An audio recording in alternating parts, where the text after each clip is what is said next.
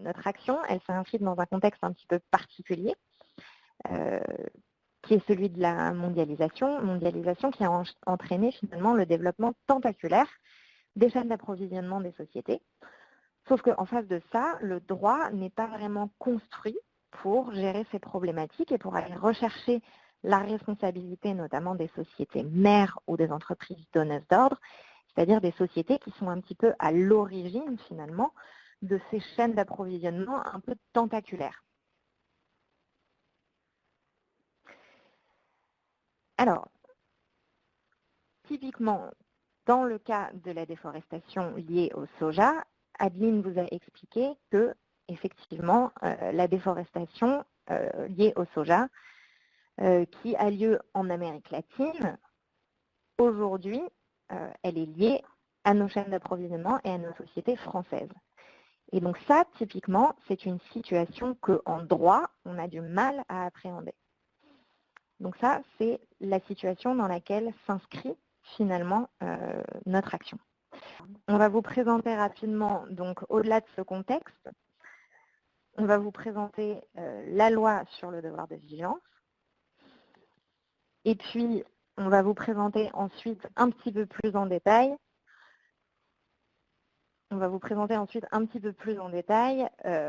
l'interpellation qu'on a réalisée avec MIT et FNE, et donc la lettre, le courrier qu'on a envoyé aux entreprises sur le fondement de la loi devoir de vigilance.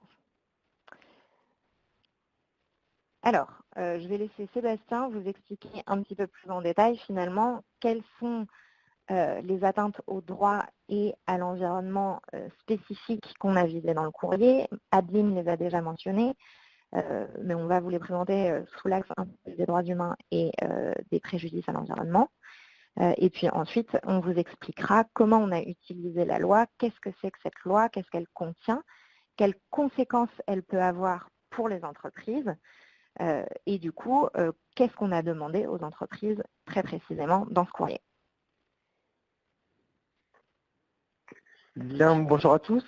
Je suis Sébastien Madine, je suis avocat au barreau de Paris du cabinet Seattle Avocat et j'interviens ici comme le conseil d'une association, Mighty Earth, qui est basée à Washington et qui est une ONG assez récente, qui travaille notamment sur les problématiques de déforestation sur l'ensemble des commodités, comme l'a rappelé Adine tout à l'heure, le cacao en Afrique, l'huile de palme en Asie du Sud-Est et le soja en Amérique du Sud, sachant qu'il y a également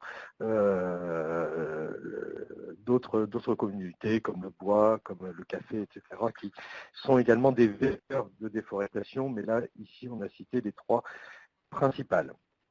Donc, un petit rappel sur les impacts de la production du soja en termes de déforestation en Amérique du Sud. La culture du soja s'étend principalement sur 4 pays, le Brésil, le Paraguay, l'Argentine et la Bolivie, et particulièrement au Brésil, qui est devenu, avec une production annuelle nationale de plus de 95 millions de tonnes, qui est devenu le premier producteur mondial de soja au monde devant les États-Unis, qui était historiquement le producteur, et surtout le premier exportateur de soja, puisque sur ces 95 millions de tonnes, seulement 27 millions sont destinés à la consommation nationale, le reste étant exporté vers d'autres pays. La Chine qui en absorbe 41 millions de tonnes, donc la Chine qui est le premier importateur de soja au monde, mais l'Union européenne qui en importe 12 millions de tonnes, ce qui est quand même assez considérable. Donc, et parmi les pays de l'Union européenne, bien sûr la France. La culture du soja en Amérique latine, pour vous donner un petit peu une image, représente aujourd'hui en surface agricole l'équivalent de la surface cumulée de la France, de l'Allemagne, de la Belgique et des Pays-Bas. Voilà, donc vous imaginez ces 4 pays recouverts d'une monoculture de soja, c'est-à-dire des champs qui s'étendent à perte de vue, qui est du soja OGM, arrosé avec des pesticides, notamment du glyphosate, qui se retrouve ensuite dans le milieu naturel, le tout sur des écosystèmes qui sont des écosystèmes qui, à l'origine, sont d'une richesse et d'une biodiversité immense. Je pense à l'Amazonie, mais je pense également à une région qui est moins connue, qui est celle du Cerrado, qui est là, au sud de l'Amazonie et qui constitue ce qu'on appelle la savane brésilienne, qui regroupe un taux de biodiversité et d'endémisme très très important, avec des espèces assez uniques au monde. J'ai pu y aller voir de mes yeux des espèces végétales où on a l'impression d'être sur une autre planète, tellement on n'imaginait pas qu'elles pouvaient exister. Et constitue également, puisque c'est une forêt sèche et avec ce qu'on appelle une forêt inversée, avec une biomasse souterraine qui est très importante, qui constitue également un stock de carbone très important. Donc du coup, la culture du soja provoque divers types d'atteintes, atteintes à l'environnement, et notamment aux habitats, il y a la diversité biologique et aux habitats d'espèces protégées, le jaguar, le tapir, les singes hurleurs, etc. Atteinte également à la santé des populations, puisqu'en arrosant ces zones de pesticides, on contamine, et d'autres polluants, on contamine les eaux. Le Cerrado étant un petit peu le château d'eau du Brésil, hein, c'est-à-dire ce sont des hauts plateaux, et donc la plupart des cours d'eau prennent leur source dans cette région-là. Atteinte aux droits humains, puisque la déforestation, dont le vecteur est quand même des industries qui sont très puissantes et très fortes, s'étend sur des terres indigènes, sur lesquelles on a un processus d'accaparement de terres qui donne lieu parfois à des violences, voire à des assassinats. Et enfin, un impact sur le climat, puisque on estime, et c'est le travail qu'avait fait Mike Earth, on estime que si le Cerrado, la simple région du Cerrado au Brésil, perdait un tiers de sa végétation remplacée par de la culture du soja, ça produirait une hausse d'émissions de CO2 de 8,5 milliards de tonnes, ce qui correspond, pour vous donner un petit peu une comparaison, à 20 fois l'effort que va consentir la France en matière de réduction de gaz à effet de serre d'ici 2050. Voilà, donc ça ne sert à rien. Donc l'idée, c'est que ça ne sert à rien de faire autant d'efforts en France, en Europe et dans les pays pour réduire ces émissions, si par ailleurs on importe de la déforestation qui, elles, vont provoquer également des émissions massives de gaz à effet de serre. Et c'est la raison pour laquelle la France a adopté une stratégie nationale pour lutter contre la déforestation importée, et que le cadre de cette stratégie s'inscrit dans le cadre du plan climat de la France, c'est-à-dire qu'on relie la lutte contre la déforestation importée à la politique climatique et au respect de l'accord de Paris et de réduction des gaz à effet de serre. Donc tout ça a un lien, c'est pas uniquement la biodiversité, c'est aussi le climat. Donc voilà, donc ici vous voyez un petit peu ces écosystèmes originels qui sont ensuite remplacés par de la culture massive de soja. Donc la déforestation importée, c'est quoi? Ce sont le soja qu'on insère, qu'on importe pour les mettre dans les chaînes, qu'on utilise en tant qu'aliment sous forme de tourteaux des animaux d'élevage, essentiellement les porcs, les volailles, mais aussi dans une moindre mesure les bœufs et les vaches, ou qui est également importé sous forme de viande, puisque je vous avais dit le Brésil consomme quand même une grande partie de sa production nationale de soja, 29 millions de tonnes, utilisée majoritairement dans l'élevage de volailles et de porcs qui sont elles-mêmes exportées massivement en Europe. C'est-à-dire qu'en Europe, vous avez aussi beaucoup de poulets et de volailles brésiliennes qui, elles, ont été nourries au soja. Donc tout cela rentre dans une chaîne d'approvisionnement du secteur agroalimentaire et des entreprises de distribution, donc qui sont les entreprises qui sont visées. Voilà. Donc je vais repasser la parole à Tiffaine et je vous retrouve dans quelques minutes. Merci Sébastien pour cette explication très détaillée du coup des atteintes très graves, vous l'aurez compris, à l'environnement et aux droits humains qui ont lieu notamment en Amérique latine en lien avec la culture du soja. Et vous l'aurez compris, ce soja finalement, il revient en masse dans nos assiettes de façon indirecte à travers l'alimentation des animaux d'élevage. Et il revient en masse finalement dans les chaînes d'approvisionnement de sociétés, y compris françaises. Le souci, je vous l'ai dit, c'est que ces sociétés, en droit, en principe, elles ne sont pas responsables de cette situation. Sauf que là, patatras, en 2017, toute une coalition d'ONG, de députés et de syndicats ont tout fait en France pour que justement cette situation se renverse et que enfin les sociétés mères et les sociétés donneuses d'ordre en France soient responsables de leurs impacts en matière d'environnement et en matière de droits humains à l'étranger y compris. Et donc ça, c'est en mars 2017, l'adoption de la loi sur le devoir de vigilance, une loi qui est unique au monde, mais qui a des chances quand même de se développer dans d'autres pays d'Europe et potentiellement, on l'espère, au niveau européen. Et cette loi, qu'est-ce qu'elle demande? Elle demande aux sociétés mères françaises d'établir un plan de vigilance. Et ce plan de vigilance, il doit identifier et prévenir les risques d'atteinte aux droits humains et à l'environnement dans les chaînes de valeur, y compris à l'étranger. Donc c'est une vraie obligation légale maintenant pour les entreprises françaises les plus grandes d'identifier et de prévenir ces risques. Et donc d'identifier et de prévenir des risques, y compris comme ceux qui ont été décrits au sujet de la déforestation en Amérique latine. À défaut, les entreprises, elles peuvent être poursuivies devant les juridictions françaises. Et elles pourront même devoir réparer les dommages consécutifs à ces atteintes environnementales et à ces atteintes aux droits humains. Donc c'est une vraie révolution juridique et judiciaire. Et ça veut dire que les grandes entreprises du secteur de l'agroalimentaire et du secteur agricole peuvent être concernées par cette obligation si elles atteignent les seuils de la loi et qu'elles vont devoir, dès à présent, identifier et prévenir les risques liés au soja, mais pas seulement, ça peut être aussi les risques liés à d'autres commodités que Adeline vous a mentionné tout à l'heure, ça peut être les risques liés au cacao, les risques liés à l'huile de palme, etc., etc.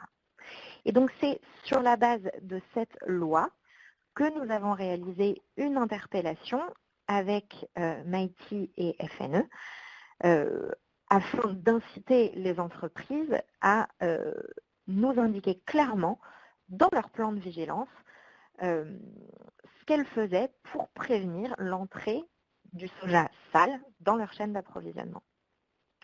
Et donc je vais repasser la parole à Sébastien qui va vous en dire un petit peu plus sur cette interpellation et les demandes qui ont été formulées à l'encontre des entreprises. Voilà, donc aujourd'hui, les grandes entreprises du secteur de l'agroalimentaire sont mises face à leurs responsabilités. Nous considérons qu'elles ont un levier d'action pour pouvoir améliorer toute la chaîne d'approvisionnement de la culture du soja en utilisant un certain nombre d'outils, donc notamment l'outil du moratoire, de l'extension du moratoire sur la déforestation liée au soja. Le moratoire, c'est un outil qui existe dans la forêt amazonienne depuis une dizaine d'années, qui a été mis en place sous la pression des consommateurs américains et notamment suite à une campagne très agressive qu'avait fait Greenpeace contre McDonald's en mettant en avant que finalement manger des hamburgers contribuait à la déforestation de l'Amazonie. Et suite à cette campagne de Greenpeace et à différentes actions de lobbying, les producteurs, les traders de soja, les producteurs de soja, les banques, les autorités brésiliennes et les grands acheteurs que sont les McDonald's, les Burger King, les Walmart, etc., se sont entendus pour mettre en place un moratoire sur la culture du soja en Amazonie. Concrètement, qu'est-ce que ça suppose? Ça veut dire que les ONG, alors c'est les Greenpeace, le bureau de Greenpeace à Manaus, principalement en Amazonie, surveillent via des images satellitaires ou via des drones la déforestation de la forêt amazonienne, dans le cadre de déforestation illégale, transmet ces données aux autorités brésiliennes qui les communiquent aux banques. Les banques s'engagent, dans le cadre de l'accord qu'elles ont signé, à geler tout crédit aux responsables de la déforestation, c'est-à-dire aux fermiers qui sont les vecteurs de cette déforestation illégale, donc à leur couper tout financement bancaire. Et parallèlement, les traders s'engagent à ne plus leur acheter de soja et les principaux acheteurs s'engagent également à ne plus acheter de soja qui proviennent de ces zones déforestées. Donc finalement, le jeu de tous ces acteurs fait que, alors que le soja, il y a 10 ans, était responsable de 30% de la déforestation de l'Amazonie, aujourd'hui, il n'est responsable de moins de 1% de la déforestation de l'Amazonie. Donc tout cela, on a aujourd'hui un outil qui marche. Néanmoins, la déforestation s'est reportée sur la zone du Cerrados et plus au sud, dans la zone du Grand Chaco, au nord de l'Argentine et du Paraguay. Donc l'idée, c'est de soutenir l'extension d'un moratoire à l'ensemble de l'Amérique du Sud. Donc idée qui est défendue, pour les plus avertis d'entre vous, ça ne nous aura pas échappé qu'il y a eu des élections récentes au Brésil, avec l'élection d'un président qui n'est pas forcément très favorable aux politiques environnementales et qui a considéré que finalement la forêt était elle-même constituée un frein au développement.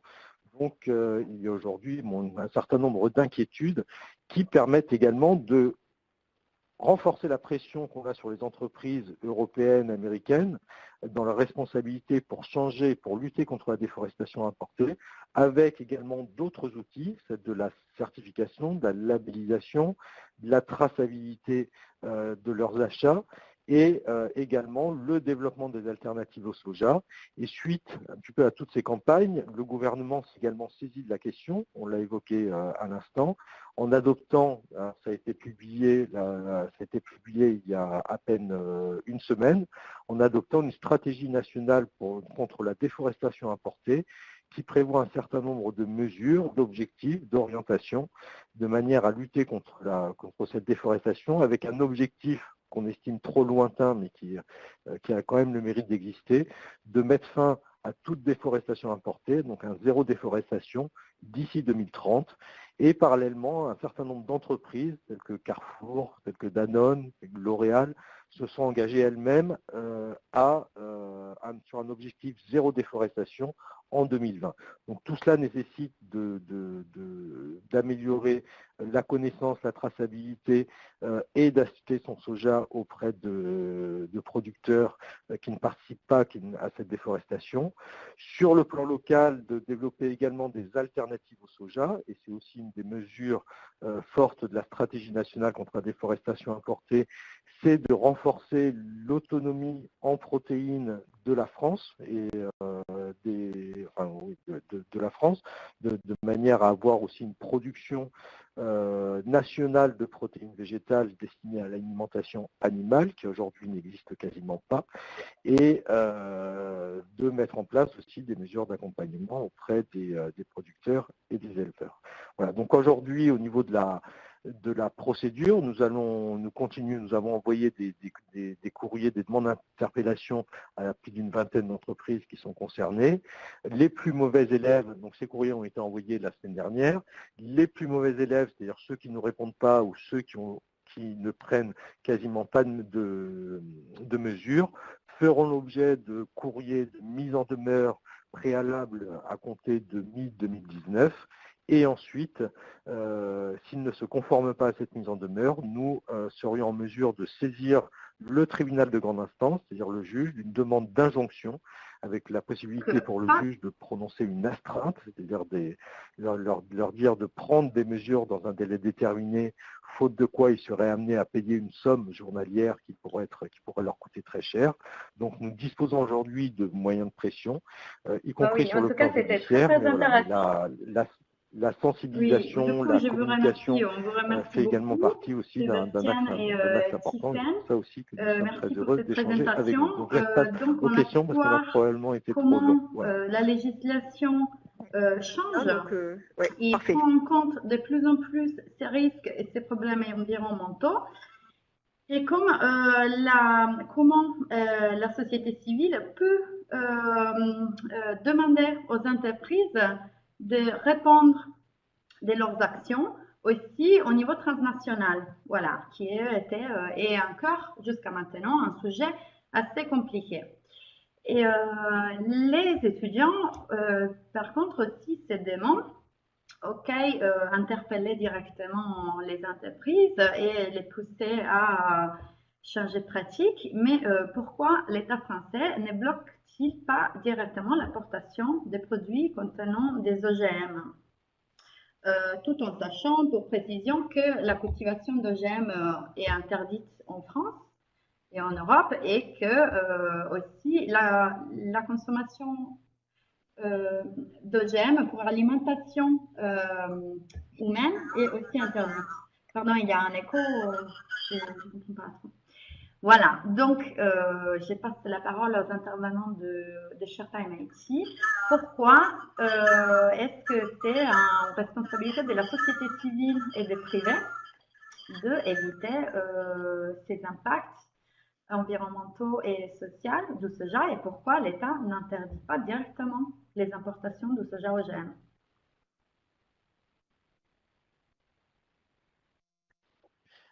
Merci. Alors, la question est légitime puisque quand on parle aux consommateurs, très peu sont au courant qu'ils mangent de la viande qui elle-même a été nourrie avec du soja OGM. Les gens ont l'impression que la France s'est totalement débarrassée de produits OGM, ce qui n'est pas le cas puisqu'il se fait indirectement.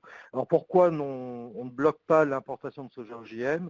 Tout simplement parce que ça mettrait en péril l'ensemble de l'agriculture française, et notamment l'élevage, la production de produits laitiers, la production d'œufs, tellement les producteurs sont aujourd'hui totalement dépendants de ces importations de soja en termes de protéines végétales. C'est-à-dire que les animaux ont besoin de protéines pour être alimentés.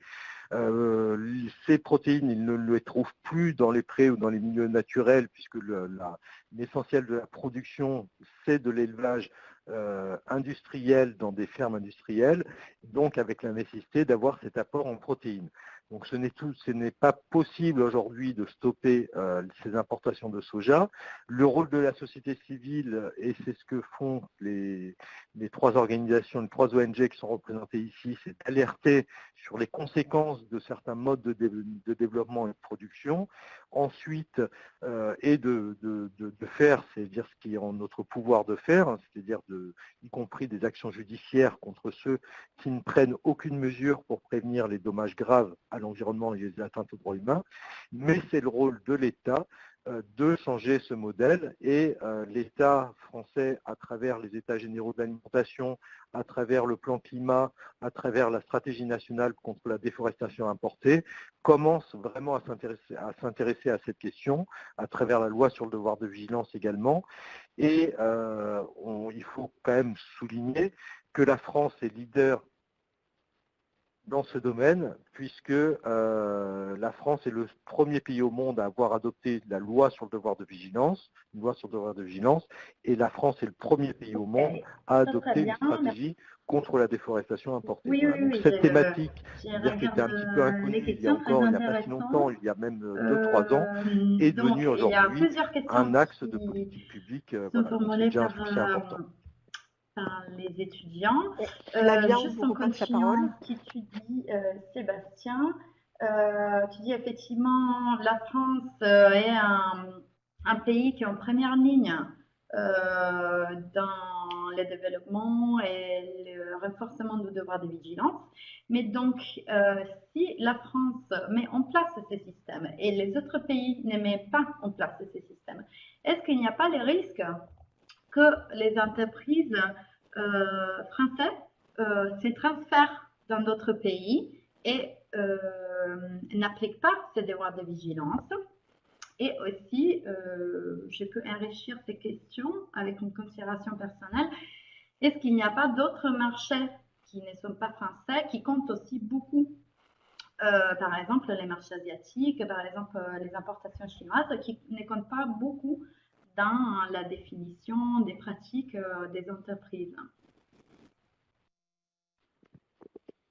Oui, merci pour ces questions. Alors, sur le premier volet, sur la question de savoir si effectivement les ONG font trop pression est-ce qu'on ne risque pas de voir une espèce de fuite des capitaux, une espèce de fuite des entreprises hors de France?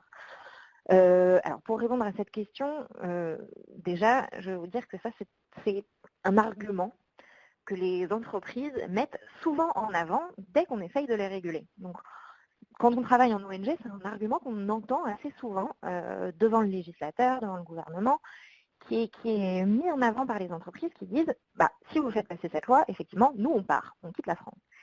Et ben, je vais vous dire une chose, jusqu'à aujourd'hui, c'est jamais arrivé. C'est-à-dire qu'on a réussi à faire passer des lois sur l'environnement, la loi sur le devoir de vigilance, etc. Et les entreprises n'ont pas fui, bien au contraire. Pourquoi au contraire? Parce que en réalité, la durabilité, c'est pas une durabilité que pour l'environnement. Au final, c'est une durabilité pour les entreprises aussi. C'est-à-dire que finalement, le fait d'être durable, de respecter les ressources, etc., ça devient un argument commercial pour les entreprises et c'est surtout finalement la condition sine qua non de la poursuite de leur activité, puisque nous vivons sur une planète qui a des ressources finies et qui ne pourront pas être exploitées indéfiniment sans qu'on y mette une certaine limite. Au-delà de ça, la France n'est pas la seule à enclencher ce mouvement de régulation et à enclencher ce mouvement vers une industrie plus vertueuse. La France est le premier pays à avoir adopté la loi sur le devoir de vigilance, certes, mais en réalité, on a un mouvement similaire dans beaucoup de pays européens. On a le Luxembourg, la Suisse, la Finlande, les Pays-Bas. L'Allemagne même a pris des déclarations politiques très fortes en ce sens, l'Italie également. Voilà, plein de pays européens qui vont vers l'adoption de lois similaires à celles sur le devoir de vigilance. Et c'est un sujet qui commence aussi à prendre au niveau de l'Union européenne. Donc ça veut dire que potentiellement, finalement, ce qui va se passer, c'est que en Europe, on va globalement réguler sur cette question via l'Union européenne. On a des pays hors de l'Europe également qui commencent à prendre des lois sur cette question, à adopter des lois sur ces questions des chaînes d'approvisionnement. Il y a eu également les États-Unis qui ont régulé sur les minerais de conflit, donc ça c'est hors du système agricole, mais c'est le même mécanisme, l'Australie, etc., etc. Donc voilà, donc la France n'est pas seule et non, les entreprises ne vont pas s'enfuir. Alors sur la deuxième question, c'est-à-dire effectivement sur les marchés asiatiques, vous avez dit que la Chine est un grand importateur de soja. C'est aussi la raison pour laquelle au sein de Mighty, nous sommes plutôt assez opposés à des solutions type certification, un petit peu comme ce qui se passe sur l'huile de palme, qui viserait finalement à certifier les meilleurs et à considérer qu'il y a des producteurs qui sont tout à fait, qui font bien leur travail, mais on peut bien cultiver du soja sans porter des atteintes trop importantes à l'environnement. On est opposé à ce type de solution puisqu'on considérerait qu'il y aurait toujours un débouché commercial pour ce qu'on appelle le soja sale, c'est-à-dire le soja qui participe à la déforestation. Il y a un débouché commercial important. Donc c'est la raison pour laquelle on préférait une solution globale à l'échelle de l'ensemble de l'Amérique du Sud, sur le modèle d'une extension du moratoire que je vous ai présenté sur l'Amazonie à l'ensemble de l'Amérique du Sud, pour que finalement toutes les exportations de soja se fassent dans des conditions qui ne soient pas néfastes à l'environnement et aux droits humains. D'accord avec Tiffaine et avec Merci beaucoup. Donc on repasse la parole à Flavia pour la conclusion. En question qui peut être mis à côté par les entreprises parce que ça leur intéresse personnellement. Ça intéresse aussi la durabilité de leur production. Et en fait, je peux vous confirmer que aussi les Chinois sont en train de se poser ce type de questions. Nous ne sommes pas les seuls en Europe à se poser des questions de durabilité, mais il y a aussi d'autres pays, même si avec des temps différents et des démarches différentes, font des efforts pour régulariser et réguler leur filière. Et donc, merci beaucoup à tous les intervenants. On a vu comment les sojas transgéniques qui viennent surtout du continent américain et qui est en expansion en Amérique latine produit de forts impact social et environnemental négatif, surtout en lien à la déforestation. Et on a vu aussi comment on peut développer des mécanismes pour rendre les entreprises responsables de leurs actions et modifier leurs pratiques pour les rendre plus durables. Voilà, je voudrais juste conclure aussi en mettant un accent sur les conclusions de France Nature Environnement. Je pense que c'est très intéressant de développer des alternatives au soja, mais c'est aussi intéressant de s'interpeller sur notre consommation de viande, parce qu'effectivement, il va être difficile de trouver des faisans durables, de nourrir autant de cheptels et autant d'élevage intensif. Voilà. Et du coup, qui est aussi une démarche collective en France pour consommer plus de protéines végétales, sera sûrement positif pour la durabilité de ces types de cultures.